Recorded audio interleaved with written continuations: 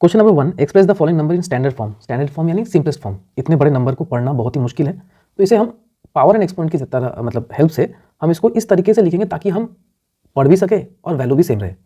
इसके लिए आपको समझना एक चीज़ है, पॉइंट का मूवमेंट। आपका जैसे यहाँ पे देख पा रहे हो कि इस क्वेश्चन में डेसिमल यहाँ पर है, एक्चुअली डेसिमल यहाँ होना चाहिए, जस्ट एक डिजिट के बाद।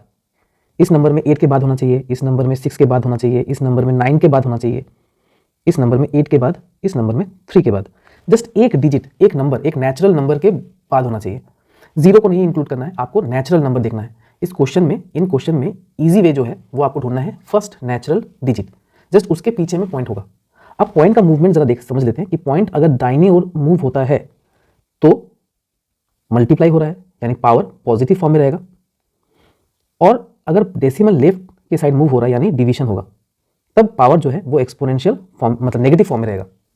तो अब देखिए पॉइंट को अगर हमने यहाँ पे रख दिया यानी आंसर होगा 8.5।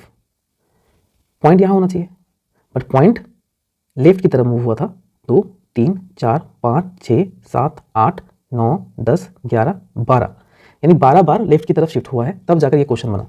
यानी इंटू 10 टू दी पावर -2, क्योंकि बाई तरफ मूव हुआ है यानी डिवीजन हुआ है और 12 बार हुआ है, तो पावर जो है वो नेगेटिव फॉर्म में आएगा।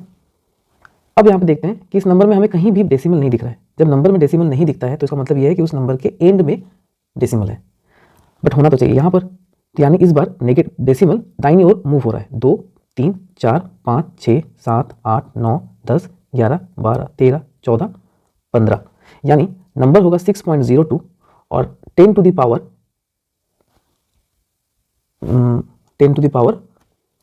15 हो जाएगा, वो भी पॉजिटिव फॉर्म है। क्यों? क्योंकि दाईनी ओर मूव हुआ है। क्वेश्चन नंबर 1 के 2 में देख लेते हैं।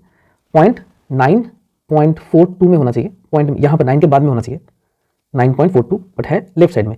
यानी मूवमेंट देख लेते हैं, लेफ्ट साइड में हो रहा है 1, 2, 3, 4, 5, 6, 7, 8, 9, 10, 11, 12, लेफ्ट की तरफ हुआ है तो पावर नेगेटिव में आएगा। इसी टेक्निक को आपको समझना है। यहाँ पर नंबर होना चाहिए 8.37, पॉइंट लेफ्ट तरफ शिफ्ट हो रहा है 1, 2, 3, 4, 5, 6, 7, 8, 9, यानी 10 to the power -9। Last question देख लेते हैं। पॉइंट यहाँ होना चाहिए बट पॉइंट यहाँ पर है, तो पॉइंट इस बार किस तरफ मूव होगा? राइट हैंड साइड में।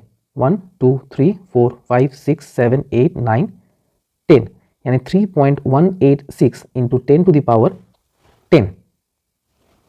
क्वेश्चन को आपको इसी टेक्निक से याद रखना होगा, आपका क्वेश्चन इजी वे में हो जाएगा।